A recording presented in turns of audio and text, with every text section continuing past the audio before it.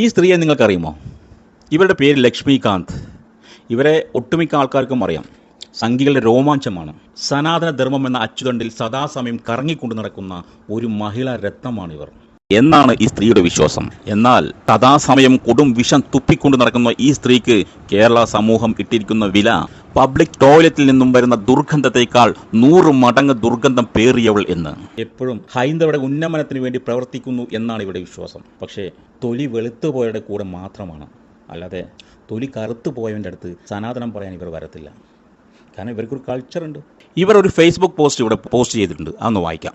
എൻ്റെ ഈശ്വരോ, വെളുപ്പാങ്കാലത്ത് വെളിച്ചെണ്ണ ക്ലാസ്സിലേക്ക് പോകുന്ന എത്ര കുരുന്നുകൾ ഇവിടെ പീഡിപ്പിക്കപ്പെടുന്നു. ഒരെണ്ണത്തിനെയും മരണം വരെ ശിക്ഷിക്കാൻ ഒരു മതേതരൻ ആരെങ്കിലും മുൻകൈ എടുത്തോ? ഒരു മതേതരൻ ആരെങ്കിലും മുൻകൈ എടുത്തിട്ടുണ്ടോ?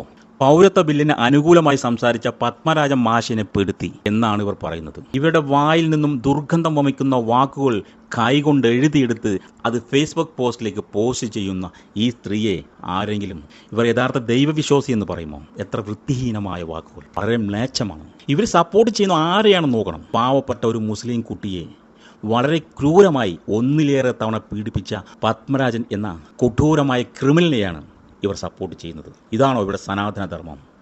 ഇതിനെയാണോ സനാതനധർമ്മം എന്ന് വിളിക്കുക? എല്ലാ ഹൈന്ദവർക്കും അപമാനമാണ് ഇവർ. പത്മരാജൻ എന്ന ബലാത്സംഗ വീരൻ വർഷങ്ങളായി ഈ കേസ് വലിച്ചു നീട്ടുകയായിരുന്നു. കാരണം ഇയാൾക്ക് സപ്പോർട്ട് ചെയ്യുവാൻ ഒരുപാട് ആൾക്കാർ ഇയാളുടെ പിറകിലുണ്ട്.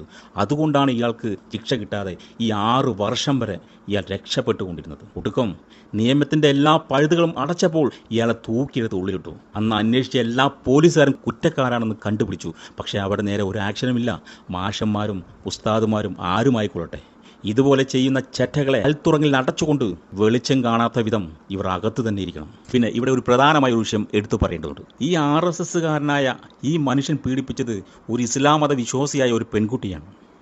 ഇത് തിരിച്ചാണെങ്കിലോ, ഇസ്ലാം മത വിശ്വാസിയായ ഒരുത്തൻ ഒരു ഹൈന്ദവ പെൺകുട്ടിയെ പീഡിപ്പിച്ചിരുന്നെങ്കിൽ ഈ RSSും BJPയും വെറുതെ ഇരിക്കുമോ?